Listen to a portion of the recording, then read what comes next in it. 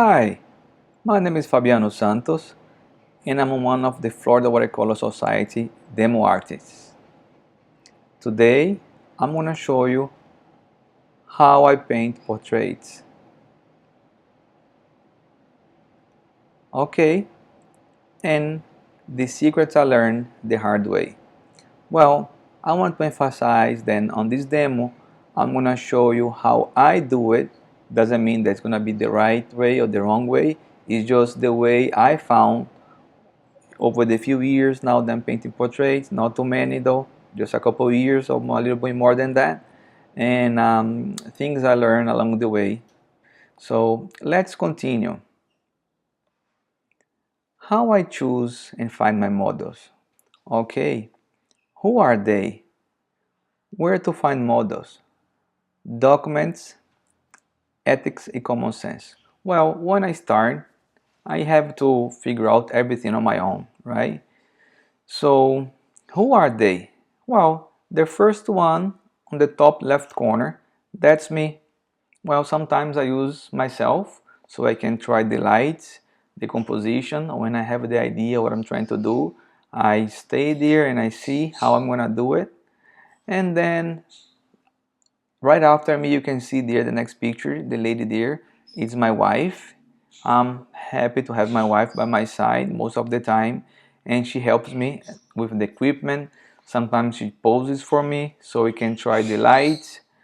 And then after I figure out what I'm trying to achieve, then the final model comes, and then we do the photo session.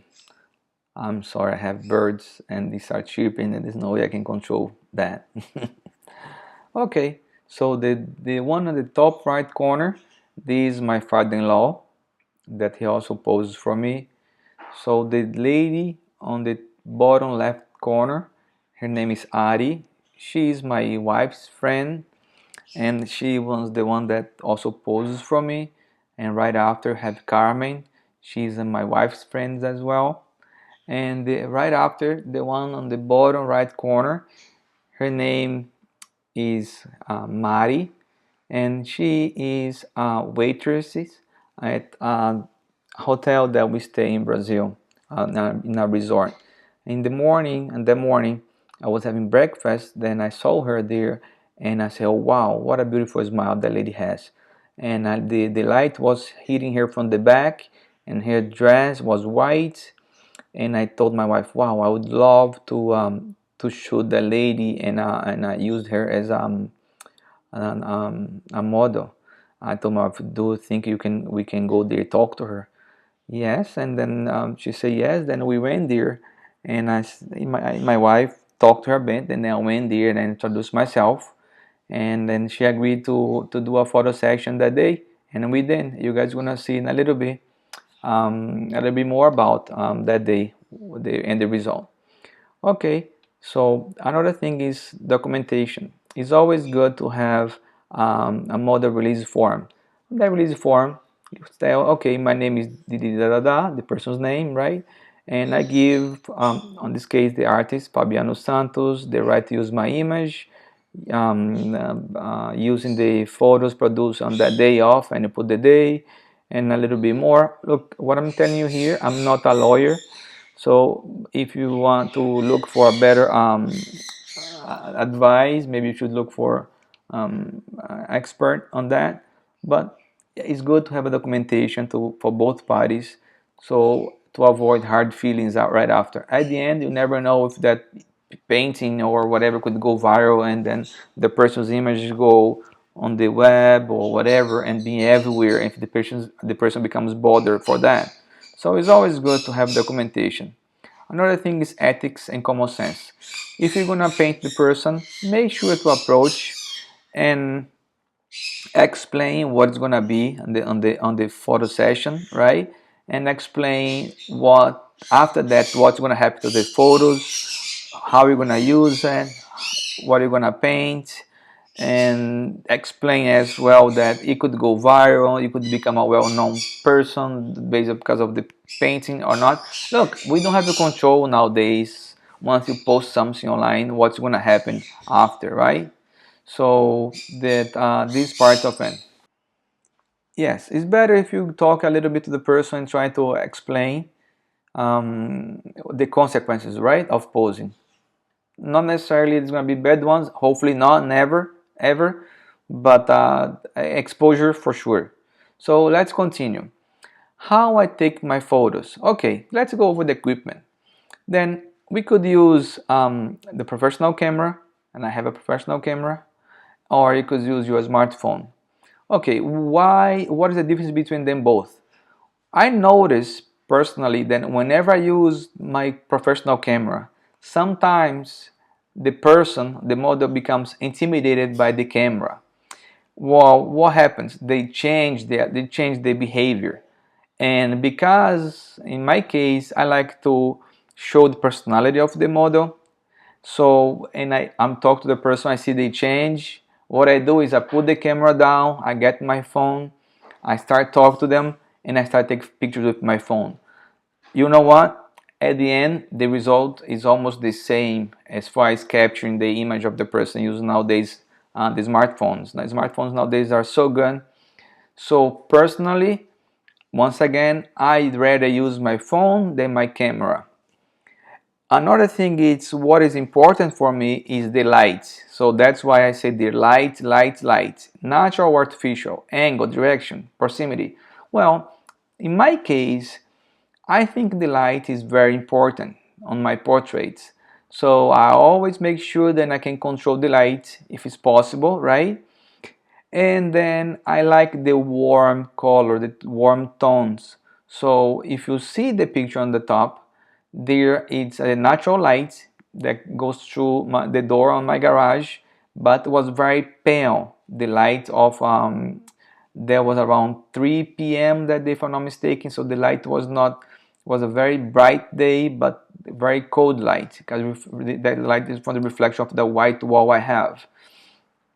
So what I did is I got a lamp that I have that I use for my birds. I know, right? And there's a very warm lamp, and then has these warm tones to it, and you can see the difference between the one on the top, the one on the border. I like the warm tones, like the light of the sunset, the light after 6 p.m., the light that comes in an angle and has a lot of orange on it. So I think that's important. Once again, position of the model, camera, remember, trying to emphasize the personality of the model. For me, it's a must.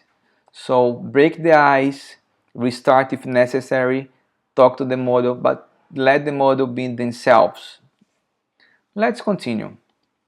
How to edit the chosen one, right? You already took the pictures, now you think you got the right pictures, right? You're happy with the end result, at least you think one of the photos came out good. Okay, there's thousands of softwares nowadays that you can use to edit pictures, and you can use your computer, your smartphone. Look, in my opinion, there's no right, no wrong. You can use your phone, you can use a computer, you can use any software that you like, that you prefer. I'm not going to tell you what to choose because I think it's a matter of liking. What is easier for you, what you can achieve your final result faster. What do you need to do anything? Don't you? Right? So what I mostly of the time what I do is I do cropping, right? I add or remove details, or I increase or decrease the colors, or final adjustments, little things. As you guys can see, the first person there is my father-in-law, then is my wife's uncle, Tio Luis, and the last one there is my dad. So you can see that there's not much of a difference from the original to the final result. That's pictures, there are no painting. Well, let's go now talk about painting. Let's talk about drawing first. Okay, here's the drawings. How to transfer to paper, right? How to draw it. Now you took a picture, how you can convert that into a drawing. Well, as some of you know, I do know how to draw, and sometimes I do freehand. Sometimes I copy using, I don't use a light table, I don't have a light table, but I use the sliding door on the back of my house. I like to use the sliding door because what I can do sometimes is just print the photo more or less the size I want, right? Doesn't have to have good quality. is just to trace the right proportion, and so you don't change much the proportion. It's very important to maintain the proportion when you're drawing a person, because if you change a bit, then the person no longer looks like of the person that they have the intention of drawing, and people is gonna notice that. If the eyes is too far apart or too close or too big or too small, or the nose or the mouth or whatever, they'll notice. So if you're gonna try to do a portrait to show that specific person, make sure to maintain the proportion the right way. So as I said, you can do freehand if you know how to draw. You can use a light table or a window or a sliding door or a projector. I sometimes use a projector as well. The projector is really good because the capabilities of a projector, but sometimes we spend way too much time trying to set it up. It happens to me, and I use the projector, and sometimes I spend way too much time and I just go and it's just a matter of trial and error, and then find what you like the most. Okay, now you already know how to draw, you know how I do it and how I do it on a daily basis. Let's continue, and now let's see. Okay, let's talk about my brushes. Okay, how many brushes should I have? Okay, there is a thing. You can have as many brushes as you want, but personally, I think 3 brushes is ideal for me. I only use 3 brushes when I'm painting. Now, what I do think that is important is your brushes should be proportional to the media size you're gonna use as well. Because if you're gonna use a very tiny brush to paint like a 3 feet by 6 feet painting, like the one I painted a few months ago, I think it's gonna be like quite a challenge. So if the media is too big, a bigger brush would help. But that is just a matter of based on what you're comfortable with, right? So many people also like to talk about brands. Oh, this brand and that brand, can you paint, can I use this? Well, let me tell you something. The brush brand, you might see a difference between one and the other, but don't let the brush boss you around, as I usually say, because the brush is not gonna make or break you as an artist. Okay, you can use pretty much whatever and still produce a good piece, or use a good brush and still produce a piece that you are not happy with. So the brush is not gonna um, really determine much you as an artist or as the piece itself. So keep that in mind. Choose the brushes based on the size of the piece, the technique you're using, what you have in mind. You know, the brush you're gonna try to lift, well, use a brush that's gonna be better for lifting. If you have a big area, a bigger brush. So, but don't be paranoid about brands and stuff like that, because that's not, in my opinion, I don't think that's really matters too much. Let's go for the next one now. Let's talk about my color palette, right? Well, it was hard for me at the beginning because when I started painting watercolor, I didn't really know much about it. I saw everybody painting, I saw their palettes, and I say, how did they come up with this palette? What color should I use? I started painting and I didn't even have an idea about that some colors were transparent, some colors were a little opaque. Over time, I started discovering this little by little on my own. But guess what? Over time, you're gonna also find what color makes you more comfortable. Also based on what you're trying to paint, what your palette is gonna be, right? Over time, you already know how to mix these with that and achieve these, and mix with these with that and achieve that.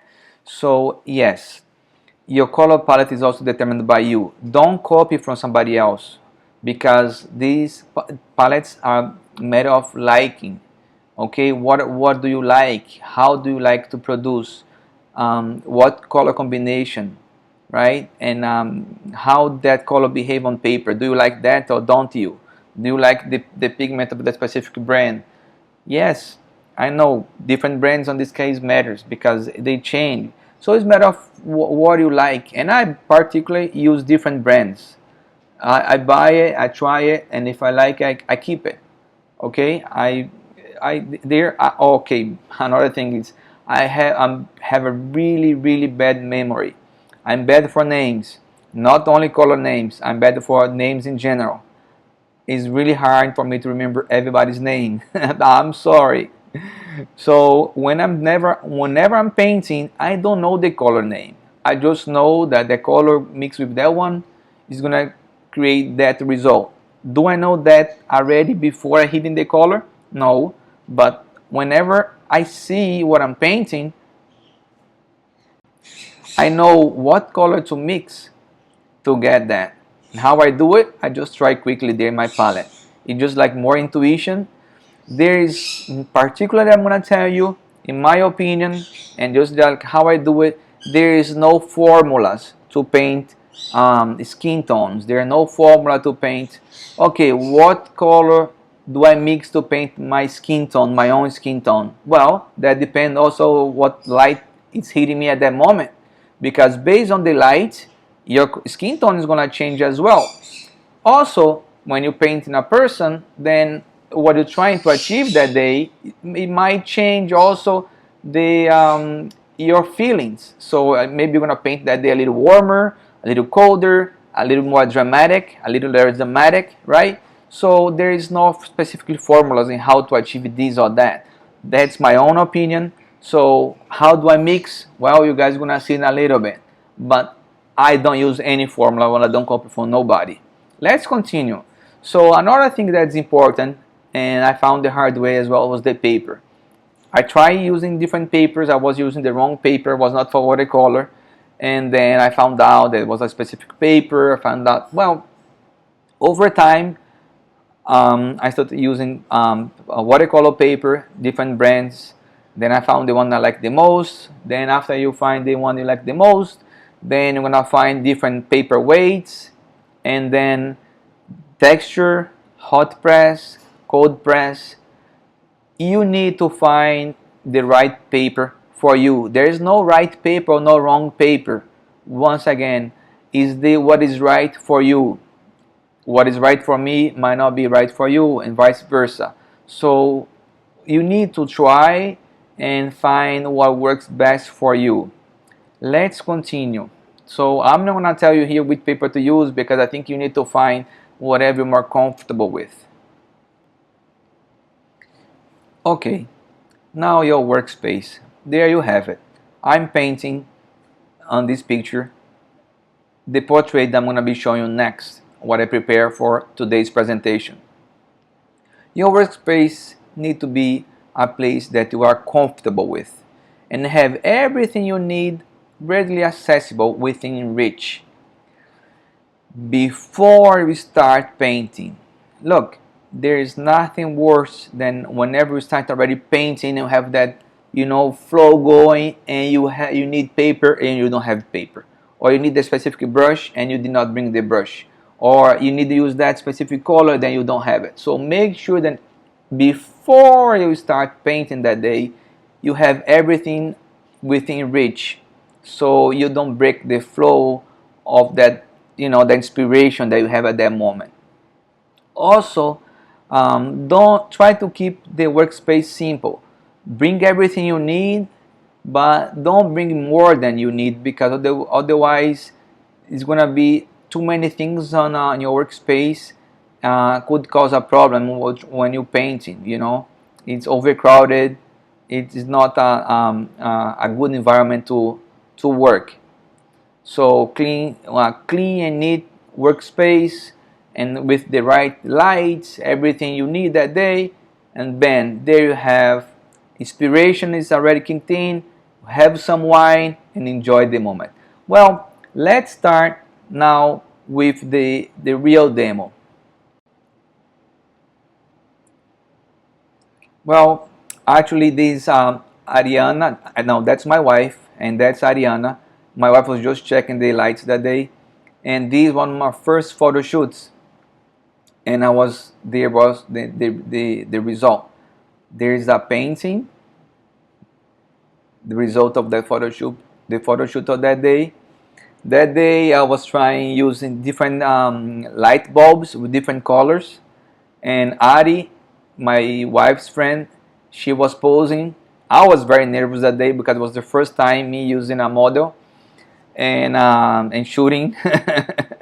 but you know, after we talked to the model and we talk and my wife and we all talk, the environment was more friendly, and I think I was able to capture what I wanted. And there's the painting. That's Ari. Now Baiana was another painting that I did. Well, that's the lady, Mari, from the restaurant. The restaurant, that's the resort, from the resort that we stay in Brazil. Look, her personality shows there, right? The big smile, very bubbly, very bright. Get the environment filled with happiness, right? And there I start painting the already first layers, right? Capturing the eyes, capturing their colors, right? The beautiful big smile that she had that day, welcoming everybody. Then I try to make it light because there's beautiful light hitting here for the back. I do not want to lose that. And the necklace she had, and there we have the end result. Mari, I call Baiana. Now that's my dad. That picture I took when I was about to leave to come to the US again. I went to visit him in Brazil, and that was right in front of his house in Brazil. So you see there, I reduced a little bit of the details, and I went for it. I started painting already, and then I started adding more details little by little, and that was my first portrait that I painted. I didn't know it was good. Actually, I'm not saying it was good, but the history behind it was I painted it and I put it away. And one of my friends, and she's an artist, a very well-known artist, she said, Fabi, I love this painting. Why don't you put this for the show?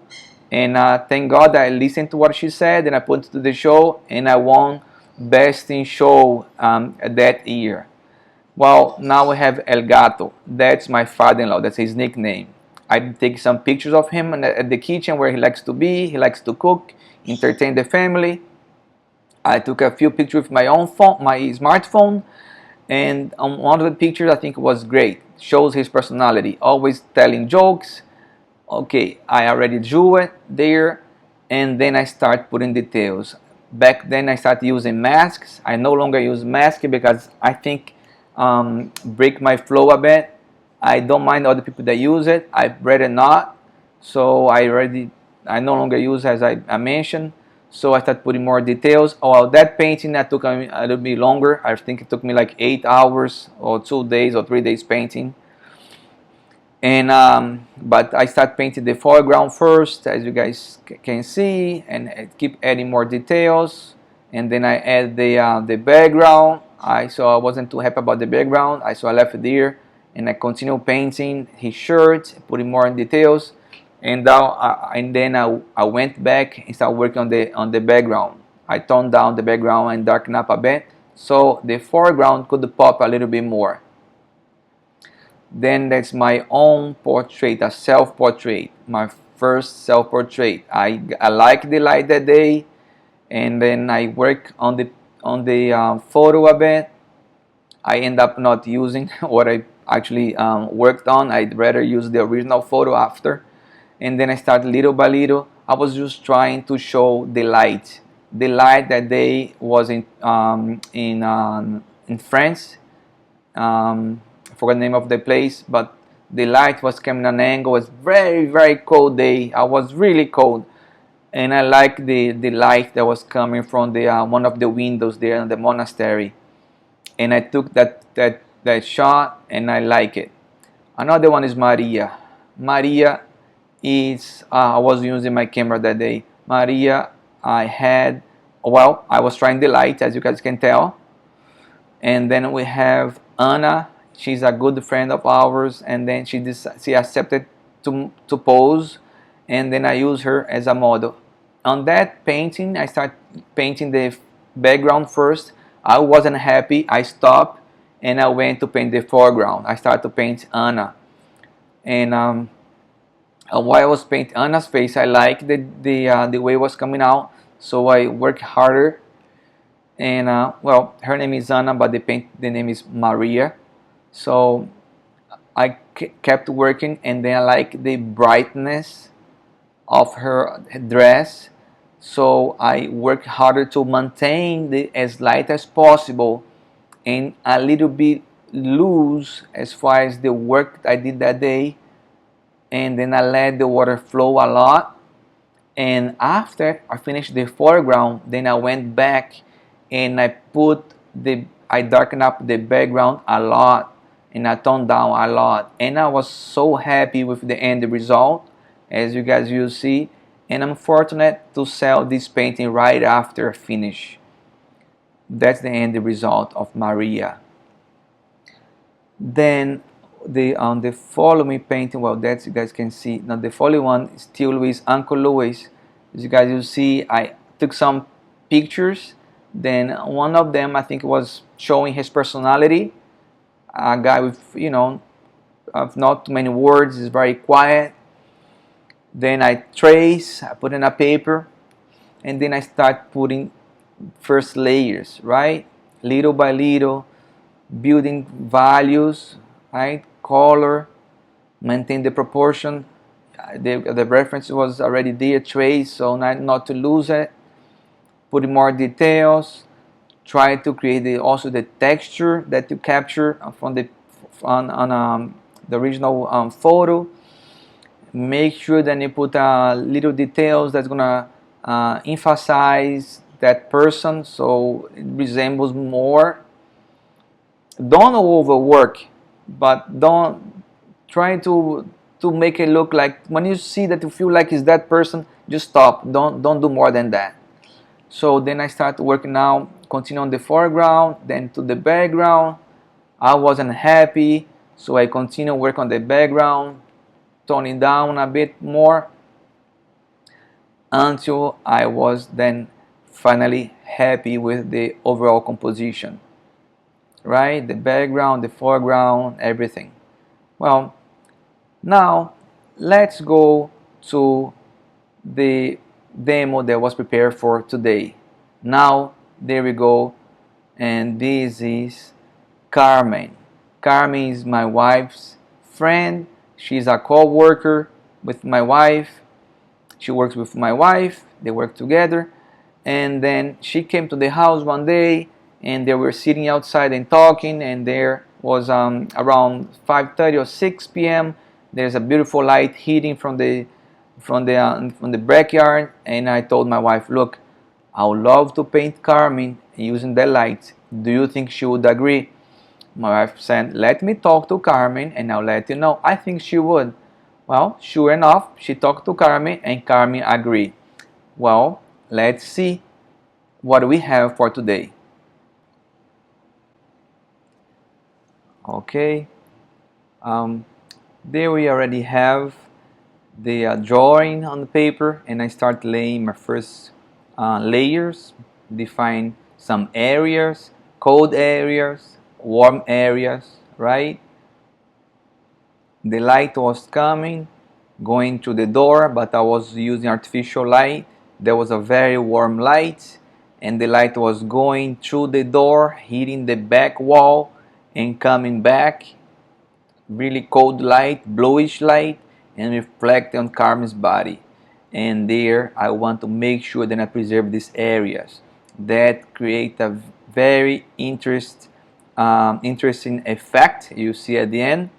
But we're gonna make sure that it starts very light values, because you can always make it darker, right? But sometimes it's hard to make it lighter. I particularly don't like to use white paint. As you can see, there's no white in my palette. I like to preserve the white of the paper. Nothing against whoever uses white, but I particularly don't like it. Use on my own paintings. So there you have it. I'm starting doing my first layers, define the areas, warm areas, right? Creating volume, values create volume. The colors play a very interesting effect there. I don't like to mix my paintings, my colors on the palette too much, because I believe that once you start mixing the colors on the palette too much, once you mix on the palette and then you mix again on paper, we already have the color already too mixed up, and then you have the color too much monochromatic, meaning you already mixed there on the palette and then you mix already on paper, then you have one big blend of colors that's pretty much they all have the same hue, the same value, and that's what I'm trying to avoid. So I pretty much grab the color there from the my palette and I bring it over, and sometimes I just mix a little bit there and I let it run and let it mix on paper, and I control a bit with the hair dryer if I need it so it doesn't keep running, or sometimes I let it run. It's based on whatever result you're trying to get. So you can see now the bottom part. For that moment I thought it was already good, so I go now for the face. I put a base. Remember, say I don't like to use a monochromatic painting. Well, in that case I'm just creating the base, the first layer, right, to kill the white, too much white. I know that specifically there I don't want too much white, or in her mouth, her teeth, or in her eyes. So I left the eyes and the teeth in white, and then I put this little dark light there, tone in her face. So now, without fear, remember the name of the title of the demo is "The Passion Became and the Fear Became Passion," and the fear became passion. Okay, once you start painting, you cannot have fear. Don't have fear of the white paper. Don't have fear of putting the colors there. If you see yellow, you put yellow. If you see blue, you put the blue. If you see red, you put red. But remember, more than what you see is more than what you feel. Once I'm painting, what I paint, if I paint the same painting in 3 different days, it's gonna be 3 different paintings, not only due to the technique I'm using the watercolor, but due to my feeling. Because what you paint is interpretation, what you're feeling at the moment, resembling, try to demonstrate the feeling for the painting, for the model, for the lights, for your own interpretation, or you had, or what you saw. Remember, the color of the model is pretty much the reflection of the light on her skin, or you're also based on your interpretation, your feelings on that day. So could be a very bright and beautiful colorful painting, or could be a very dull and toned down, or could be a very dramatic painting. Remember, it's based on what you're trying to tell. On this case here of Carmen, I'm trying to show Carmen is strong, and as a strong woman, and her also she's built. She's a woman that like to work out, and then I think I can show that there as well. And then she has this strong personality, but very unhappy person with this beautiful smile, and I'm gonna show that there. So there, also, once you painting a portrait, you need to be careful with the proportion. I already mentioned that if you drew it correctly, try to follow and don't go too much crazy, because then if you painting correctly and then you don't put the right values to create the volume correctly, then the person's gonna look weird. It's not no longer, it's gonna, maybe it's gonna resemble the person, but it's not gonna look like the person. So go slowly, let the water run, make the watercolor be watercolor, but keep an eye on it. Sometimes what I think is important, and I do all the time, is I just close my eye, I just open a little bit, and I measure the values. Are the values correct? Remember, let the water run, but don't let the water go crazy. And keep in mind and reanalyze your coloring values. And don't lose the focus on your original goal. What are you trying to show on that painting? Is that painting going to the direction I had originally? Because you need to make sure that you're going towards what you had in mind, right? As you can see, I'm now going to paint her lips there, and I'm putting going carefully because the mouth is a very important part in a portrait. All the parts are important.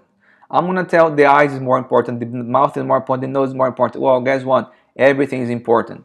And as you can see there, I was lifting a little bit. I lift the color bit from her mouth and from her lips. I'm sorry, and because sometimes little things make a big difference, and mouth is one of them, eyes is one of them, nose is one of them, everything is one of them, right? Okay, there you go. You saw me again lifting a little bit, and I'm putting layers on top of all the layers. Look, guys, you see, say Fabiano, but well, it's too fast. I know. It took me 3 hours to do this painting, and I was painting fast. Of course, the speed here is many times faster, but we only have 1 hour to do this demo, and I want to make sure this whole thing fitted into 1 hour. So you guys see there. Now what happened if when you painting again the bottom part, the bottom part of the painting, the bottom portion of the painting? Yeah, because once I start painting on her face, I noticed that the value I had on that area of the neck wasn't dark enough. So I was there and putting more colors, more value to it, because the overall value now was not what I had in mind.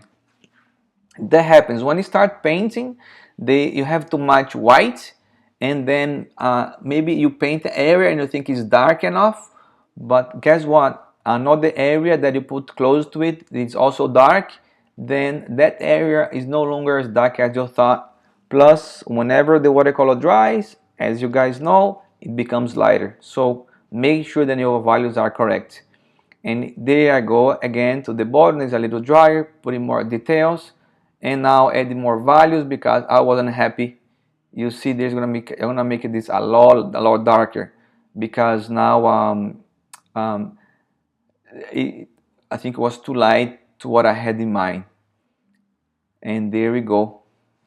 Now I'm creating more, define more her shoulder, because her shoulder was one of the main things I want to show, like as power, as a part of his personality, as a strong woman, and I want to show that beautiful gold color that she had on that light that day. She had a gold necklace. Then I was trying to preserve the area there. You can see somewhat something resembling a necklace on her neck. Oh, and the brush fell from my hand. Guess what? Put a little more water. I lift the color from there, and I continue. Accident happens. You just have to work with it. So there we go. I put more a warmer color on her neck, on her chin, also, and now on her shoulder. And as you guys can see, I continue defining more the area. I dry a bit. I was using the hair dryer a little more often than I usually do because I want to finish this fast that day. Okay, so as you guys can see there, now I go to the to her head there, and I go to define also if the person use glasses. Make sure to do it correctly, because you know the glasses is parts of the personality. Most of the time, like me, I I have to wear glasses all the time. Make sure that I have the correct glasses, otherwise it's not gonna look like me. So it's her hand. And I think, if I'm not mistaken there, I think I went and I put too much color, too much value was too dark, and I'm gonna lift in a little bit. I'm not quite sure, but I think I remember. So now I'm gonna do her glasses, and then you gotta make sure then, well, there's a little bit of technique of dry dry, and there's wet on wet, dry on wet, dry on dry on dry. Well, it's a little bit of everything going on once there, right? So there I try to resemble of shadow projected from the glasses. Shadows are really good to give an idea of volume, and volume is also important. Depth is important to give an idea of volume in a painting. It looks like the painting is live. You see, overall I'm gonna adjust a little bit more, and I'm gonna do here, create her eye carefully, right? You cannot be afraid of watercolor with anything, because it's gonna show weak work. Yeah, a beautiful strong work is when you go and you go for it and you are not afraid of it. And I think that's when I went and I did too dark. Yes, so I went there and I was lifting. Yeah, I was lifting. I remember I had to lift the area because then it was already too dark, and her head there was reflecting the light a lot. So and I had to lift. That was it. I was happy with the result. So I was there now defining her eyes. Make sure to leave the reflection of the light in the eyes, because that's very important also to give an idea of life, right? People say the eyes are the windows of the soul. I believe on that. So I always make sure that whenever I paint eye, I try to make it as live as possible. And there you have it. Now she's taking shape already. She's not done, but it's taking shape. I keep adding a little details here and there. Sometimes you need to be careful with the details, because the detail sometimes tells a lot. So the teeth is also something that have to be careful. Sometimes you just need to insinuate that there is existence of a teeth, but you cannot paint too much, because for whatever reason they tend to um, to catch too much attention.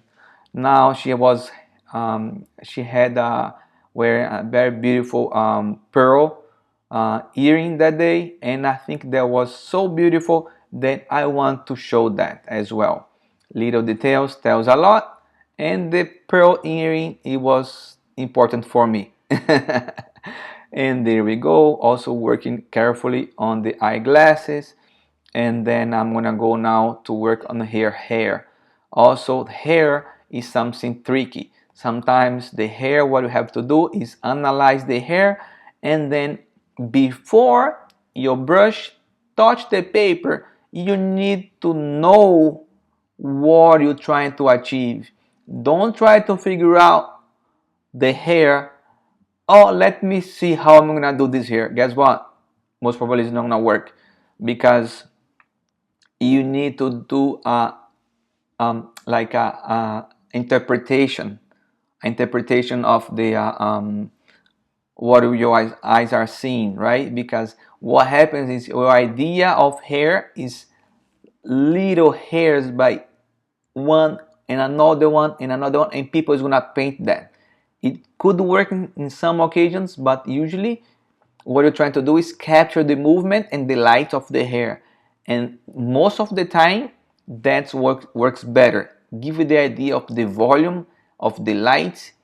Just make I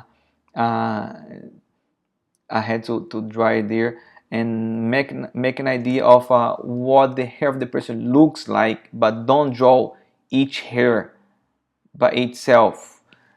And then I'm gonna dry the area a little bit, because what I'm gonna do is I'm gonna use a knife, and I'm gonna create some little white dots that is gonna show the light reflection on her necklace.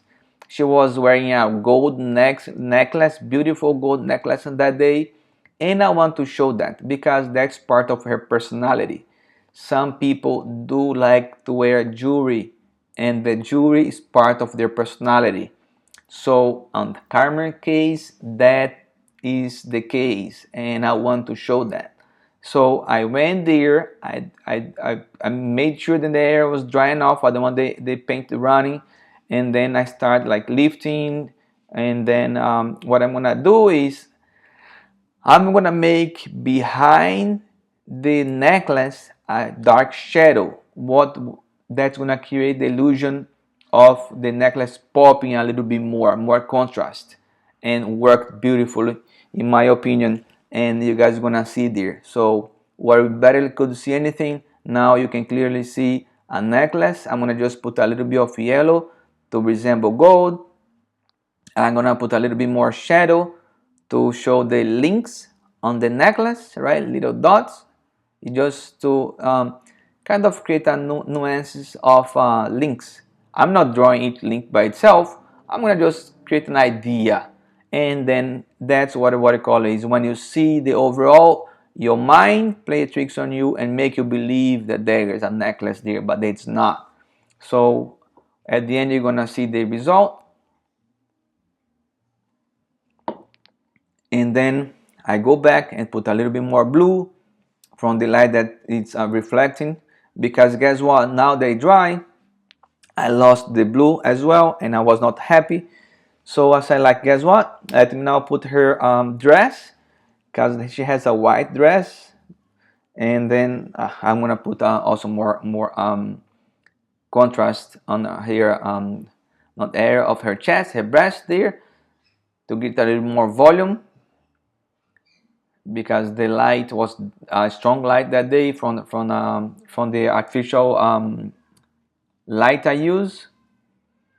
But I want to make sure that it shows on the painting, and that's what I'm trying to do there. You see, I was lifting, now try to make the area a little lighter, and then there we go. I go for to paint the dress. The dress also reflects a little bit of the blue from the wall, and as a white dress, I don't want to put too much paint on it. And then the area behind her, underneath her eye pit, reflects a little bit of her color, skin color, so become a little more warm. And there I'm gonna just insinuate the idea of the dress. And I was happy with what I was going, so I kept going. Remember, don't paint with fear, go for it. And then if you're not happy, there's gonna be another paint another day. But you need to be comfortable and confident when you're painting. That's part of the part of your success for a good painting. And trust on your gut feeling when you're painting, right? Go for it, no fear, and keep going. And you guys can see, little by little, keep building layers on top of layers. I don't paint everything at once. Even though at the end of the result I think I paint everything as a big blob. No, it's not. It's just like little by little, painting, painting layers and layers and layers. And then I go towards my final goal. Now I make sure then it's gonna be dry, because I know my hand's gonna be going over the area a lot. Plus I want to work putting the rest of her arm that's gonna be there on the area. In a little bit you see me putting the arm, painting her arm. So the area is now dry. I prepare a little bit of a darker paint. They are very dark paint that I have. And then you see I'm drying there, and there we go. Because what I'm trying to achieve, I want to make sure then make the foreground pop, and one way of doing that is creating contrast, right? So, but I also want to give it the resemble there is something there on that dark area. I don't want just too dark and nothing there. So I mix a little bit of a warm color there, and then a little bit of blue, the reflection, you see. And that whenever somebody look at the dark area, they see something there. They see like an arm, they see something going on there. And I go for the upper area of the painting. What I had there was some parrots hanging, artificial parrots, then I have as a decoration in my garage. But I like it, so I give a look. Even though the person that looks at it doesn't know what it is, but at the original, I like the way they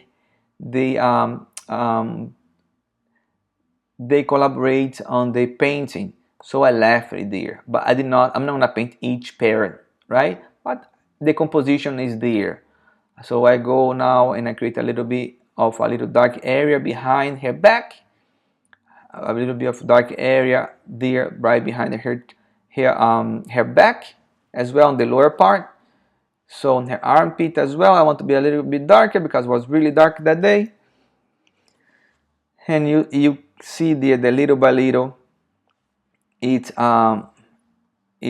continue put more values and continue doing more and more and more. I like that day. I remember it today. So I like to put the paint, and sometimes I just put water and let it run on the paper. I let it run and I just observe. So I was painting there and I wasn't happy with that little parrot there. So what I did is I put a lot of water and I let it run, and I was happy with the result. So also make sure that somewhat your foreground, your background blends and gives harmony to the painting. And you'll see I did that there. And there we go. I'm starting now drying the piece, and the piece is almost done. That painting took me exactly 3 hours and 10 minutes, if I'm not mistaken. And when I sign, it is ready. Thank you so much, everyone. I hope you like it.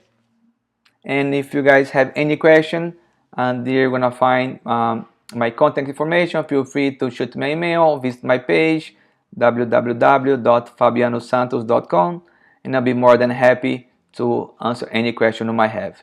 Thank you.